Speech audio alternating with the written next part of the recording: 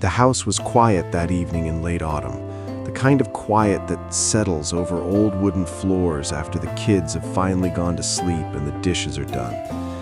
I stood in the kitchen, leaning against the counter, staring at the half-empty bottle of red wine we had opened 2 nights earlier. My name is Elena, and I had been married to David for 12 years. 12 years of shared laughter, shared mortgages, shared midnight feedings, shared everything, until the cracks started showing. Not big, dramatic ones, but the slow, insidious kind that creep in when life gets heavy and neither person knows how to ask for help. David was upstairs in our bedroom, probably reading one of his history books or scrolling through his phone, pretending to be asleep like he had been doing more and more lately. Our son Liam was 9 and our daughter Sophie was 6, both asleep in their rooms down the hall. I thought the house was mine for the moment. Thought I could breathe without anyone watching, without anyone judging. I was wrong. I picked up my phone and called my sister Mara. She lived 2 states away, but she was the only one who still listened without offering solutions. She just let me talk. The call connected on the second ring, and I did not even say hello. I just started spilling everything I had been holding in for months, maybe years. Mara, I whispered, my voice cracking already. I do not know how much longer I can do this. David is a good man, he really is, but every day feels like I'm drowning. The kids, the house, the bills, the endless laundry, and the way he looks at me like I'm supposed to have all the answers. I love him, I do, but sometimes I catch myself thinking, what if he just wasn't here anymore? What if something happened and I was alone with the kids? No more pretending, no more forcing smiles, no more carrying his quiet disappointment on top of my own exhaustion. God, Laura, I hate myself for even thinking it. But sometimes I wish he would just disappear so I could finally breathe. It would be easier. I would be free. The words hung in the air like smoke after a fire. I felt them leave my mouth and immediately wanted them back, wanted to swallow them down. They were out. I waited for Mara to say something, anything, to tell me I was not a monster, but the line was silent for a long beat, too long. Then I heard it, the soft creak of the floorboard at the top of the stairs. My heart stopped. I turned slowly, and there he was, David, standing in the shadows halfway down the steps, frozen, his face pale in the dim light from the hallway lamp. His eyes were wide, not angry, not hurt, just empty, like something inside him had switched off in that instant. David, I started, my voice barely a whisper, but he did not move, did not speak. He just looked at me for what felt like forever, then turned and walked back up the stairs without a word. The bedroom door closed quietly behind him, softer than any slam could have been. I stood there in the kitchen, phone still pressed to my ear, Mara saying my name over and over. Elena, are you there? What happened? I hung up without answering, sank to the floor and cried until my throat burned. I knew I had broken something irreparable. That night, David did not come back downstairs. I waited on the couch until 3 in the morning, listening for any sound from the room, but there was nothing. In the morning, he was already up, dressed for work, making coffee like nothing had happened, except his eyes never met mine. He kissed the kids goodbye, told them he loved them, told me he'd be home late for a meeting, and left without another word. Days turned into weeks of this careful silence. He slept in the guest room, said it was because he was working late and didn't want to wake me. He was polite, civil, helped with homework, made lunches, but the warmth, the easy touches, the inside jokes, they were gone. I tried to talk to him once in the kitchen after the kids were in bed. I grabbed his hand and said, David, please, we need to talk about what you heard. He pulled away gently but firmly and said, I don't think there's anything left to say, Elena. You said what you said. I heard it. That's all. I begged, explained it was frustration, exhaustion, not truth. I loved him. I was scared. We could fix this. He listened, nodded once, then walked away.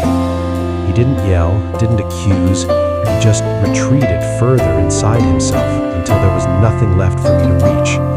I started seeing a therapist alone at first, then begged him to come with me. He refused, said he didn't need someone to tell him what he already knew.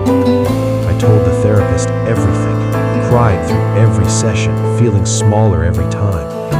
She said words have weight, that once spoken, they live in the listener forever. She said I couldn't take them back, but I could show through actions that they were not the whole truth. I tried. I cooked his favorite meals, left notes in his lunch, packed weekend trips, planned date nights. He accepted them all with quiet thanks, but the distance grew. One morning, about 2 months after that night, I woke up to find his side of the bed empty, the guest room empty, his closet half cleared. A note sat on the kitchen counter, simple white paper, his neat handwriting. Elena, I have thought about this every day since I heard it. I've replayed it, tried to find a way to unhear it, tried to convince myself it was just a bad moment, but I can't.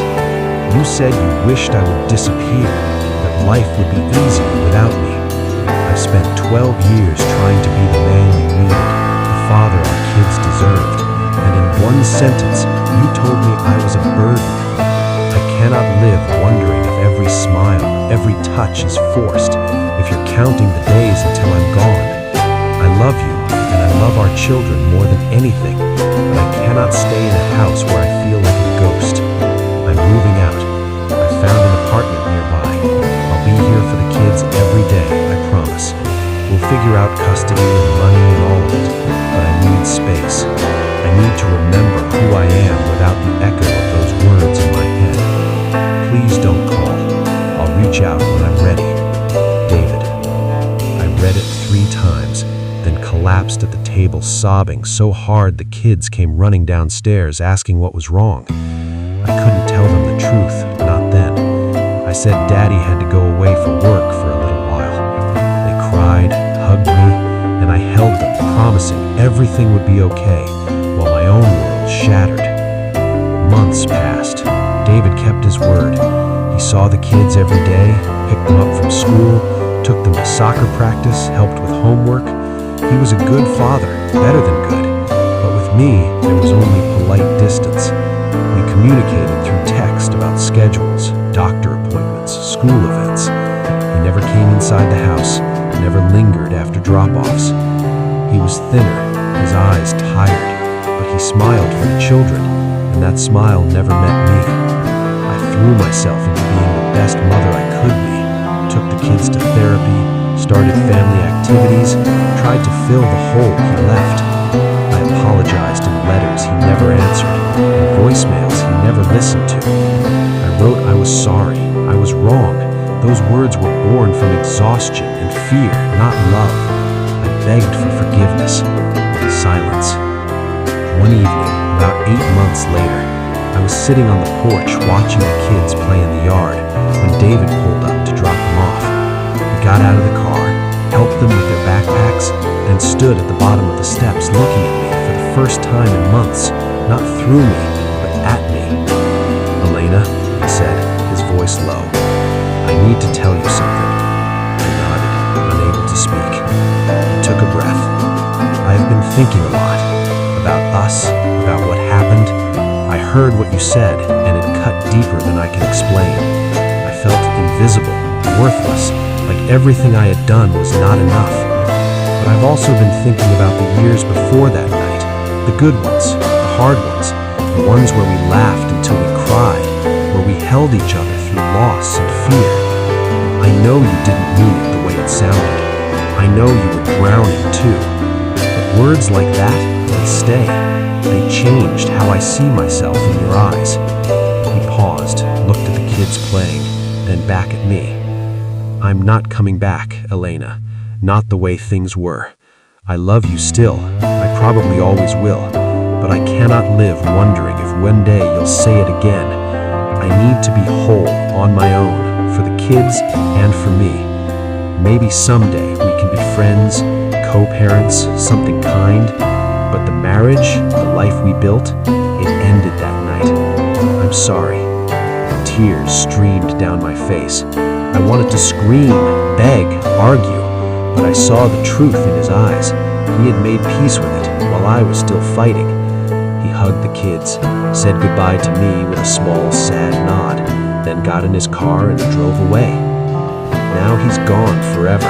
Not dead, not vanished, but gone from my life, from our home, from the future we once planned. Kids ask why Daddy doesn't live here anymore. I tell them grown-ups sometimes need different spaces to be happy. They accept it because children do, but I know one day they will want the real story, and I will have to tell them I broke their father's heart with careless words born from my own pain. I live with regret every day. I see his empty chair at dinner, feel the silence where his laughter